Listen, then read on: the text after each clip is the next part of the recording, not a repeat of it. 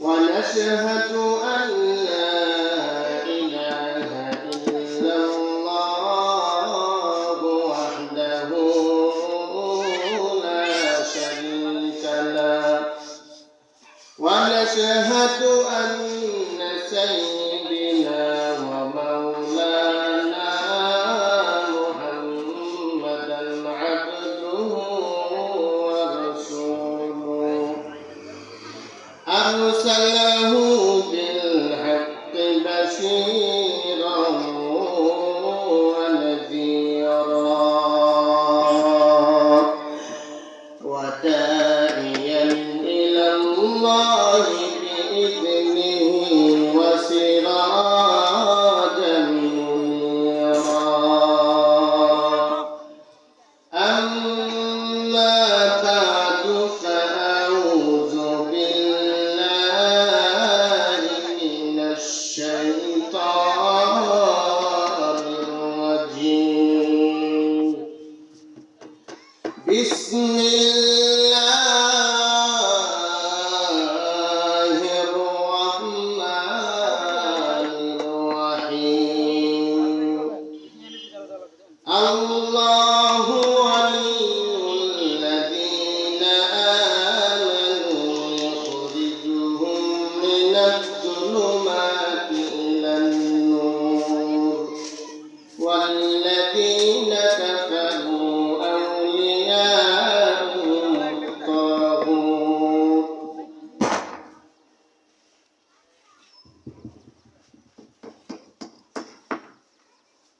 أولئك أصحاب النار هم فيها خالدون وقال النبي صلى الله عليه وسلم ذاق طعم الإيمان من رضي بالله ربا وبالإسلام دينا وبمحمد رسولا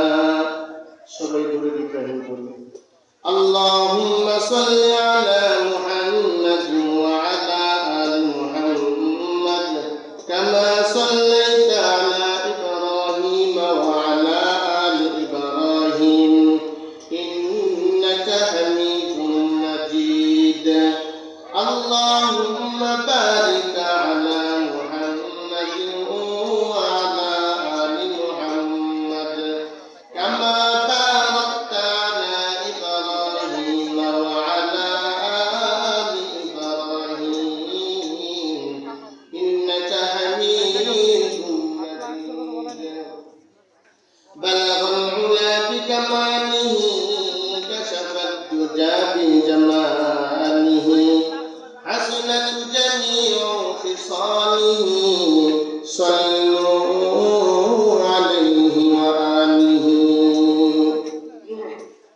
الحمد لله খিলগাঁও ধারুল ঢাকা উত্তর নন্দীপাড়া 25 ও 26 নভেম্বর 2022 দুই দিনব্যাপী ওয়াজ ও মাহফিলের শ্রদ্ধেয়ভাজন সম্মানিত সভাপতি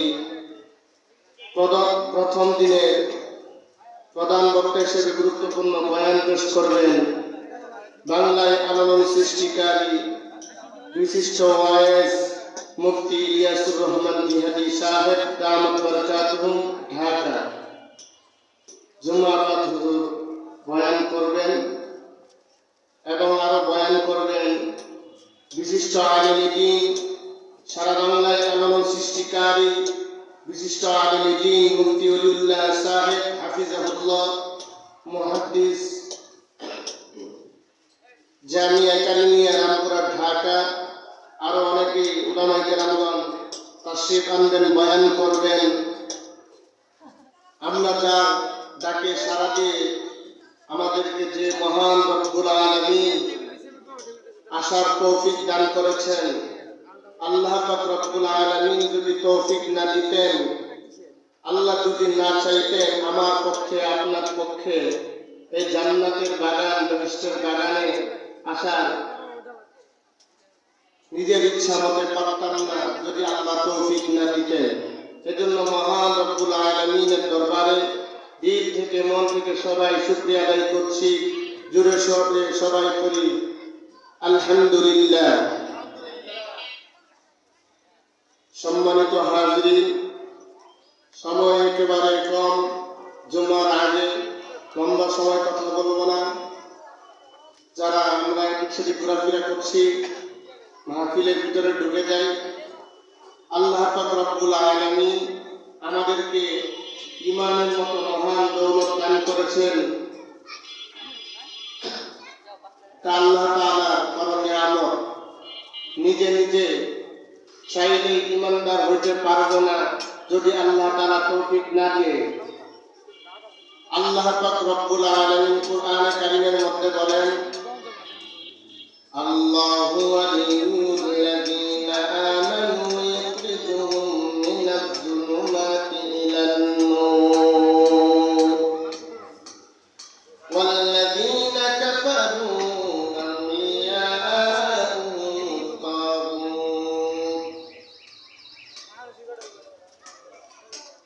আল্লাহ পাক রব্বুল আলামিন বলেন, যারা ঈমান এনেছে তাদের অভিভাবক হলেন আমার আল্লাহ।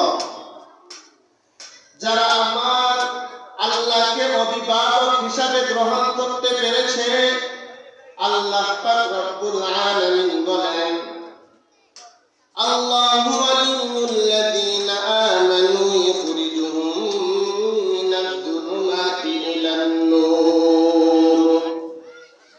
যারা ঈমান এনেছে তাদের অভিভাবক হলেন আমার আল্লাহ। আল্লাহ পাক রব্বুল আলামিনকে যারা অভিভাবক বানিয়েছেন,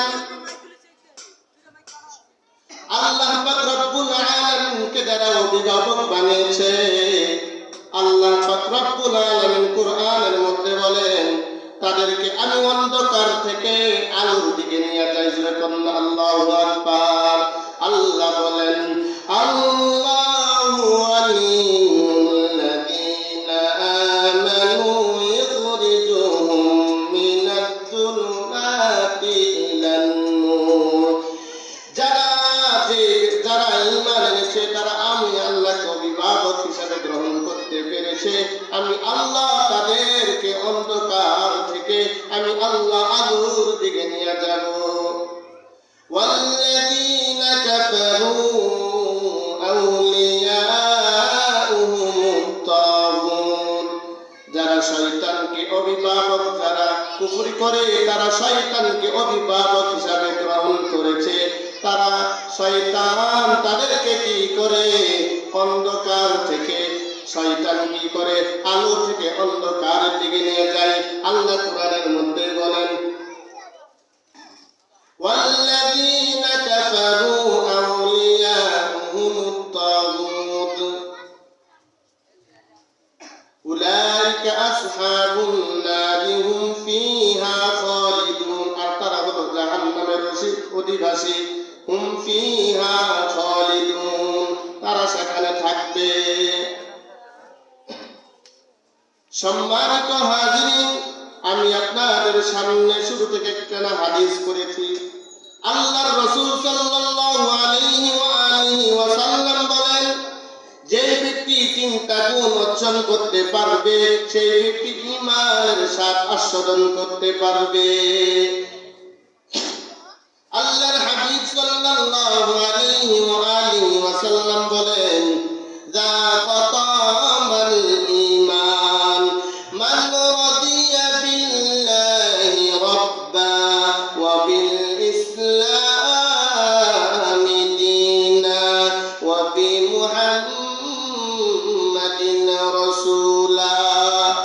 এক নাম্বার, ওই ব্যক্তি ঈমানের স্বাদ আস্বাদন করতে পেরেছে যে ব্যক্তি আমার আল্লাহকে রব হিসাবে গ্রহণ করতে পেরেছে।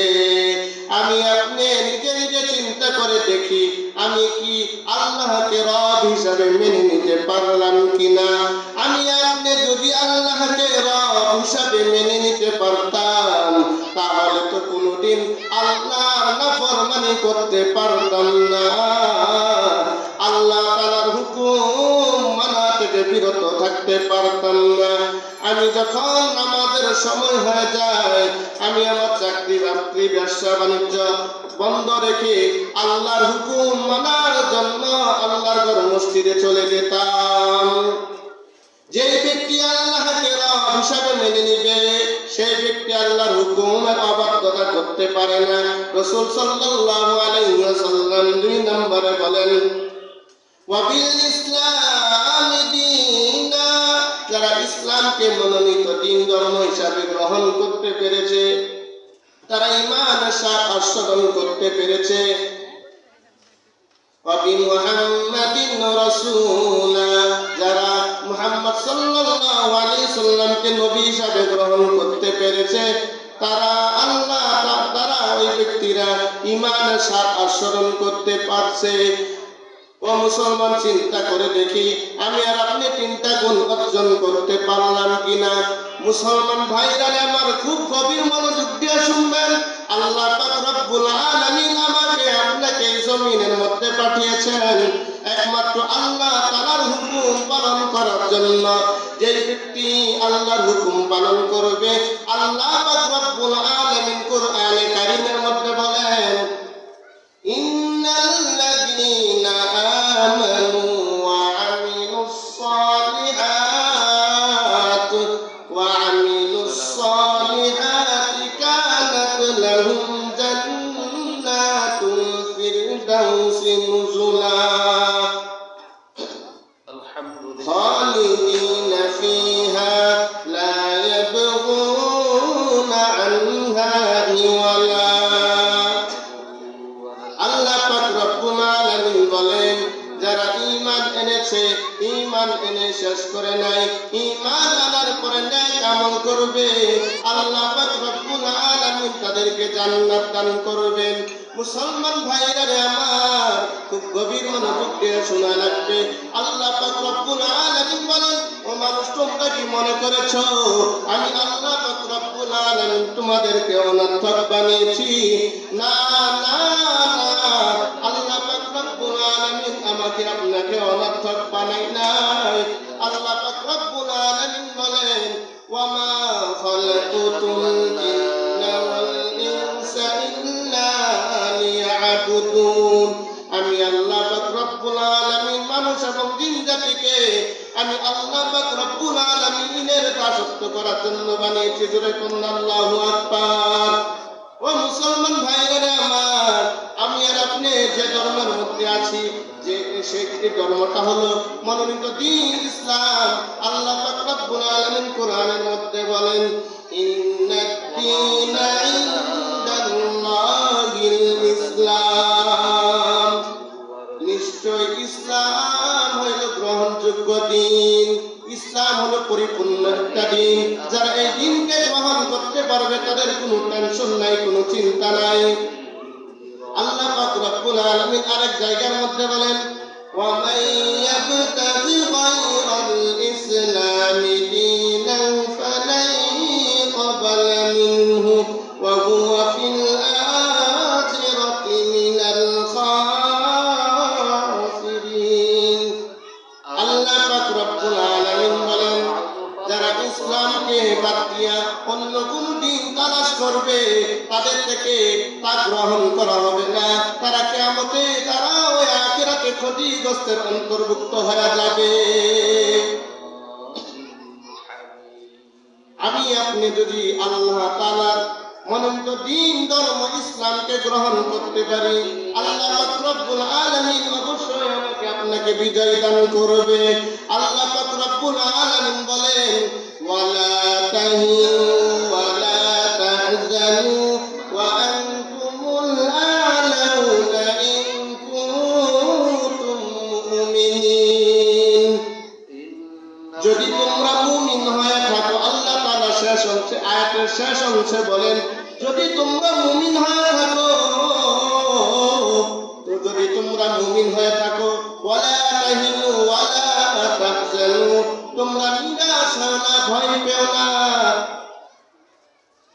ওয়া আনতুমুল আ'লাউনা ইন কুনতুম মুমিনিন, যদি তোমরা মুমিন হয়ে থাকো অবশ্যই তোমরা বিজয়ী হবে। মুসলমান ভাইরা আমার, আমি আপনি যদি আল্লাহ তাআলার হুকুম মানি, 5 ওয়াক্ত নামাজ আল্লাহ তাআলার হুকুম যদি পালন করতে পারি, আল্লাহ পাক রব্বুল আলামিন আমাকে আপনাকে জান্নাত দান করবে। জোরে কন্যা সুবহানাল্লাহ। ও মুসলমান ভাইরা আমার, খুব দুঃখ পরিতাপের বিষয় হলো আমরা যতই কোরআন থেকে পিছিয়ে যাব ততই আমাদের উপর বিপদ আসবে।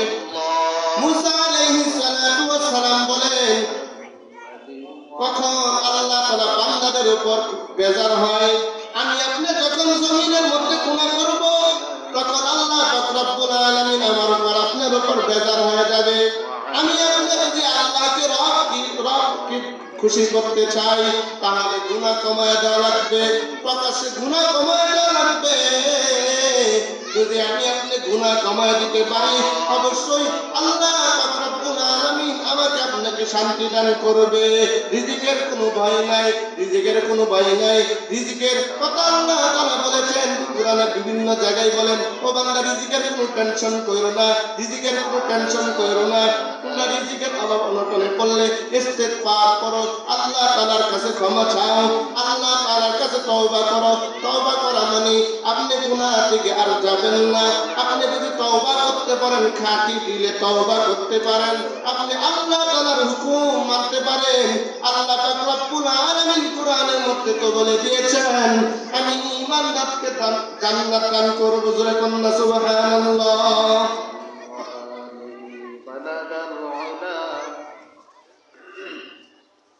মুসলমান ভাইরা আমার, আমরা যতদিন কোরআনের পক্ষে থাকবো, এই যে দারুল উলুম খিলগাঁও, দারুল উলুম মাদ্রাসা, মুফতি ইনামুল হক সিদ্দিক হাফিজাহুল্লাহ, উনার তত্ত্বাবধান চলছে। আপনি মাঝে মাঝে আয়েশা হুজুরের কাছে খবর নেবেন মাদ্রাসা কিভাবে চলছে। আপনি মাঝে মাঝে আয়েশা কোরআনওয়ালাদের সাথে সম্পর্ক রাখবেন। কোরআনওয়ালাদের সাথে সম্পর্ক রাখলে কোনো লস নাই। আল্লাহর হাবিব সাল্লাল্লাহু আলাইহি সাল্লামের হাদিসের মধ্যে বলেন, আল কুরআনু হুজ্জাতুল লাকা আও আলাইকা। কোরআন কার পক্ষে থাকবে, কোরআন কার বিরুদ্ধে থাকবে। কোরআন তাদের পক্ষেই থাকবে যারা কোরআনের পক্ষে থাকবে, কোরআন তাদের বিরুদ্ধে থাকবে যারা কোরআনের বিরুদ্ধে থাকবে। মুসলমান বন্ধুরা আমার, আপনি কেমনে কোরআনের পক্ষে থাকবেন? যখন কোরআনের মাহফিল হয়, যখন কোরআনের আলোচনা হয়, আপনি মহব্বত নিয়ে বসে যাবেন। বোঝা যাবে আপনার দিলের মধ্যে আল্লাহ ভালোবাসা আছে, ভয় আছে। আপনি গুনাহ করার থেকে কিভাবে বেঁচে থাকবেন? যদি আল্লাহর ভয় আপনার অন্তরে থাকে, ও ঢাকার মুসলমান ভালোভাবে শুনিয়ে রাখো। ও কিলগাঁওয়ের মুসলমান, আল্লাহ পাক রব্বুল আলামিন বলেন, আমাকে কতটুকু ভয় করো, কতটুকু ভয় করার দরকার। আর তোমরা মুসলমান না হয়ে মৃত্যুবরণ করো না। আল্লাহ কোরআনের মধ্যে বলেন, ইয়া আইয়ুহাল্লাযীনা আমানুত্তাকুল্লাহা